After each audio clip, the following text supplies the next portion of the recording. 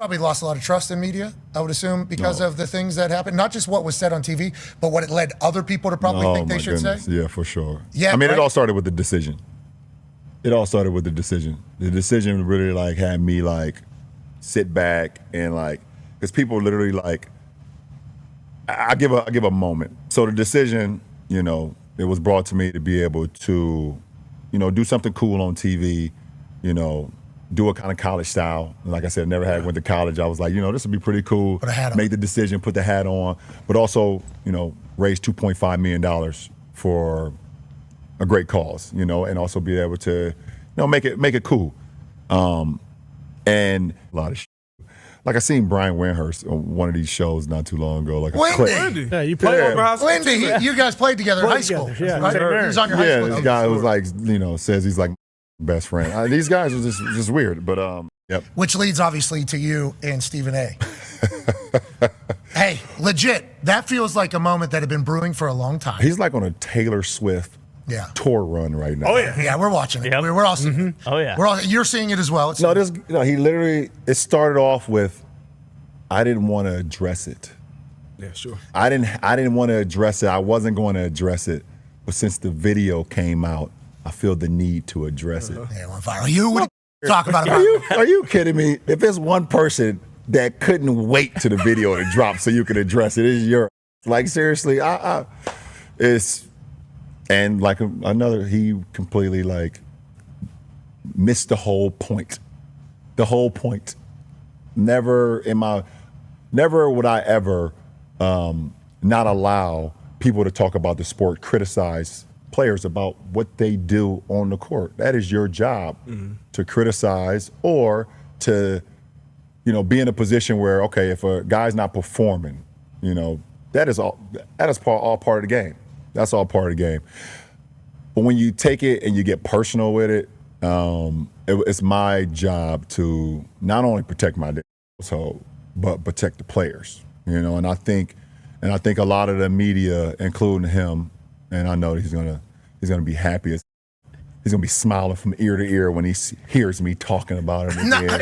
Oh my God, he's gonna get home and grab some ice cream out of the freezer and sit in his chair and his tighty whiteys on the couch. I hope at some point you two do get a chance. Yeah, to like, get, but you're right. There will be. dude, like relax, bro. Like relax. Yo, it's Big Ant the spokesman, man. We back. Another edition of Urban Politicians TV, UPTV. Make sure you stay on your pivot at all times, man. Had to come tap in, and when it comes to the month of March, we're going to have to put madness on it all around instead of just calling it March Madness for college basketball, because the madness been up and down the timeline in the month of March all through 2025. As we done seen so much happen in politics, the world, and everything of the sort. But this right here seemed like it ain't stopping no time soon with LeBron James and Stephen A. Smith and how it went down a couple weeks ago where he pulled up on them after the game. It's now y'all see it right there. LeBron pulled up to Pat McAfee's show and let it be known exactly how he feels as he's standing on exactly what went down. And I had a link in the description where y'all could watch that in full so you could get the entire context of what they was talking about. He asked several questions and he was referencing back to where the relationship where he felt went bad with the media at when he decided to say, I'm taking my talents to South Beach and everything like that. But you knew it eventually had to come.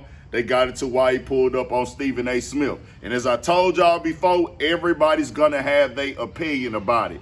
Is LeBron sensitive? Is he being protective of his son? Or is he the person that's, hey, nah, nigga, you don't want to be critiqued and you just want the league to run around you and things like that. And I just got my opinion on it. Yes, he did. He do got the target on his back. No matter what Bronny James do, that last name, who your daddy is, you're going to have to wear it. You're going to have to deal with it. LeBron going to have to wear it. He going to have to deal with it. He spoke him up, put him on the stool, ready for the NBA, bring him here. People are looking to critique that. All that is true. You got to wear it. But what also is true is when you make personal words or you use certain verbiage to talk about somebody, or you use somebody for the headline, for the title, because you know they're going to get clicks and views and people going to watch for the controversy, you can't tell them how to feel about it, how to react to it either. And that's just all I was saying, bro. Understand it wasn't just, hey, one thing that made LeBron trip out on him. It wasn't because he was just talking about Bronny James' game.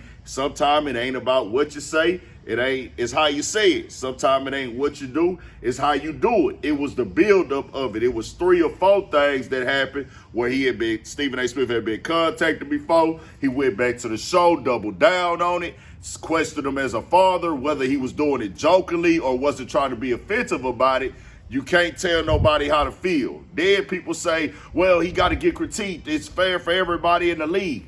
All of those things are true. But you can't play dumb and naive to the fact that he knows. LeBron been in the game 20 years, dog. Anybody watching this knows. Y'all are covering Bronny James specifically because of his pops, bro.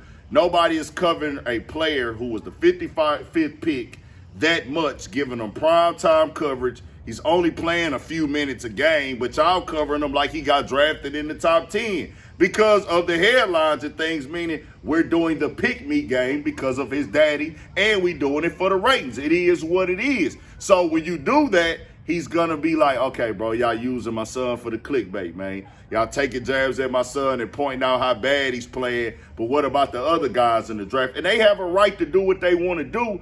I'm just saying you can't act like that ain't what you're doing. If you come out and say, well, hey, nigga, yeah, we going to cover your son because that's what's going to get the ratings.